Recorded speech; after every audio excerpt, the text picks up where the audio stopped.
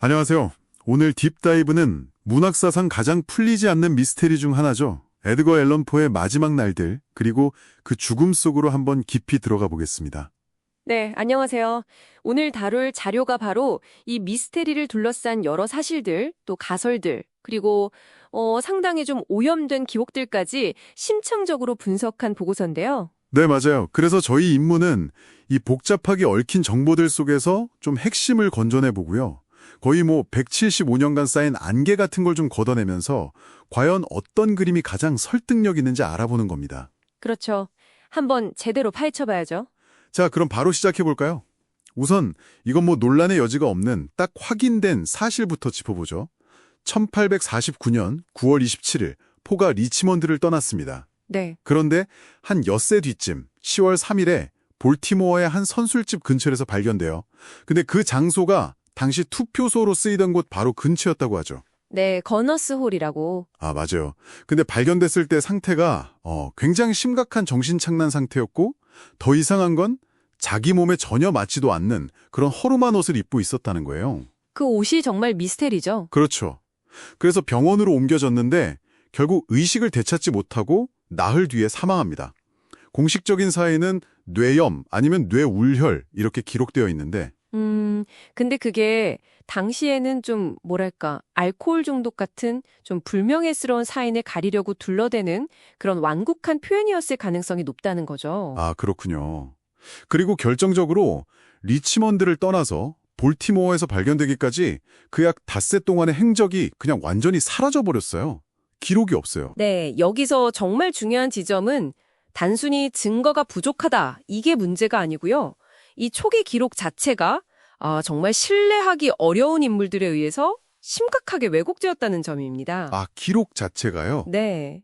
그러니까 사실이 비어있는 공간을 그 사람들의 어떤 편견이나 주장이 그냥 메워버린 거죠.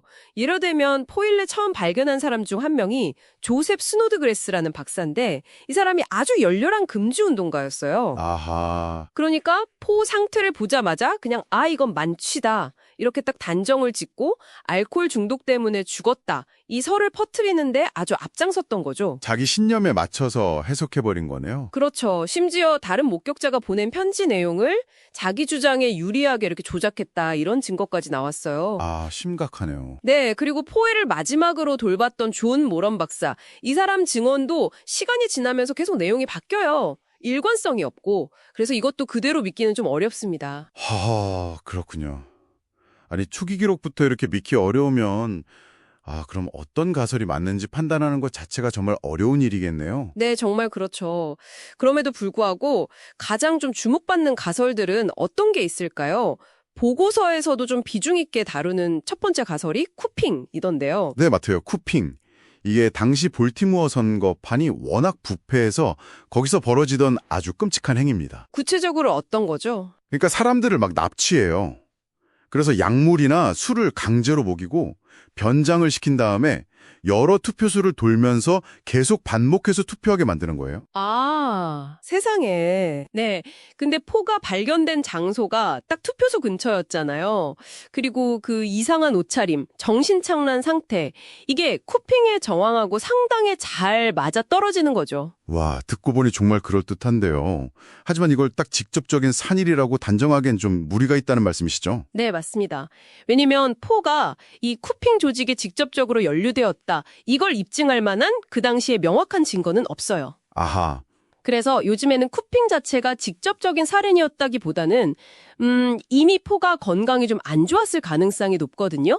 그런 포에게 이 쿠핑 과정에서 가해졌을 극심한 스트레스 있잖아요. 네네. 폭행이라든지. 그쵸. 폭행 아니면 강제로 약물을 먹인다거나 술을 먹인다거나 이런 것들이 원래 약했던 몸에 치명적인 어떤 의학적 위기를 확 일으켰을 가능성, 이게 더 높다고 보는 거죠. 그렇군요. 다음으로 넘어가 보면 가장 오래되고 또 끈질기게 제기된 가설, 바로 알코올 중독, 특히 그 진전선망 가능성인데요. 포가 평생 알코올 문제로 좀 힘들어했다는 건 잘 알려진 사실이니까요. 네, 맞아요. 아까 말한 스노드그레스 같은 사람들이 아주 강력하게 밀었던 가설이고 또 당시에 그 모호한 공식 사인도 어찌 보면 이걸 뒷받침하는 것처럼 보이기도 했죠. 네. 하지만 이 가설에는 아주 결정적인 반박 증거가 현대 과학으로 나왔습니다. 뭔가요? 바로 포의 머리카락 샘플을 분석한 결과인데요. 사망하기 몇 달 전까지 알코올 중독자들한테서 보통 나타나는 수준의 납성분 있잖아요. 그게 검출되지 않았다는 거예요. 아, 그래요? 그럼 만성적인 과음은 아니었을 수 있다는 거네요. 그렇죠. 이게 직접적인 사인이다 이렇게 주장하기에는 설득력이 확 떨어지는 거죠. 게다가 이 가설은 아까도 말했지만 포가 왜 다른 사람 옷을 입고 있었는지 이걸 전혀 설명하지 못해요. 아, 맞네요. 그 옷 문제. 네. 참고로 진전선망이라는 건 보통 알코올 금단 증상으로 나타나는 건데 아주 심각한 의식 혼란, 환각, 몸떨림 이런 걸 동반하는 상태를 말합니다. 그렇군요. 보고서에서는 광견병이나 뇌종양 같은 다른 의학적인 가설들도 검토를 하긴 했는데 각각 좀 증거가 부족하거나 예를 들어 광견병의 핵심 증상인 물공포증이 없었다. 이런 반박이 있고요. 네, 그렇죠. 뇌종양 같은 경우는 그냥 순전히 추측에 가깝다. 그래서 설득력이 좀 떨어진다고 지적하더라고요. 그렇다면 결국 이 미스터리의 실체는 뭘까요? 보고서의 결론, 그리고 현재 학계에서도 가장 좀 설득력 있게 받아들여지는 설명은 다면적 요인입니다. 다면적 요인. 네. 그러니까 어떤 단 하나의 가설만으로는 이 모든 조각들을 완벽하게 맞출 수가 없다는 거죠. 가장 그럴듯한 시나리오는 이런 겁니다. 포는 이미 여러 건강 문제, 어쩌면 진단되지 않은 뇌질환 같은 걸로 좀 취약한 상태였을 가능성이 높아요. 네, 기반이 약했던 상태에서. 그렇죠. 그런 상태에서 볼티모어에서 쿠핑을 당했거나 아니면 강도를 만났거나 하는 어떤 외부적인 큰 충격을 겪었을 거라는 거죠. 이 과정에서 신체적인 학대도 있었을 거고 약물이나 알코올을 강제로 먹었을 가능성도 크고요. 이렇게 기존에 가지고 있던 건강상의 취약점, 여기에 갑작스런 외부 충격과 스트레스가 복합적으로 빵 터지면서 결국 비극적인 죽음을 맞이하게 됐다는 설명입니다. 어떻게 보면 기록이 오염됐다는 그 사실 자체가 이 미스테리를 푸는 열쇠일 수도 있어요. 뭐가 진실인지 알 수 없게 만드는 것, 그 자체가 이야기의 일부가 된 거죠. 결국은 명확하게 이거다 하는 단 하나의 답은 없다는 거군요. 그럼 이 풀리지 않는 미스테리가 오늘날 우리에게 시사하는 바는 뭘까요? 이 미스테리가 175년 넘게 사람들 마음을 계속 사로잡는 이유는 단순히 증거가 부족해서만은 아닐 겁니다. 아까 말씀드린 것처럼 초기 기록에 오염된 탓도 물론 크지만 이 해결되지 않는 모호함 자체가 포의 문학세계에 있잖아요. 네, 그렇죠. 그 어둡고 기괴한. 네, 설명할 수 없는 공포, 인간 내면의 어두움, 광기 이런 걸 탐구했던 그의 작품들하고 너무나 기묘하게 잘 어울린다는 거예요. 마치 작가 자신이 만들어낸 이야기처럼 풀리지 않는 고딕 미스테리로 그의 삶이 딱 마무리된 느낌이죠. 와, 듣고 보니 정말 그렇네요. 네.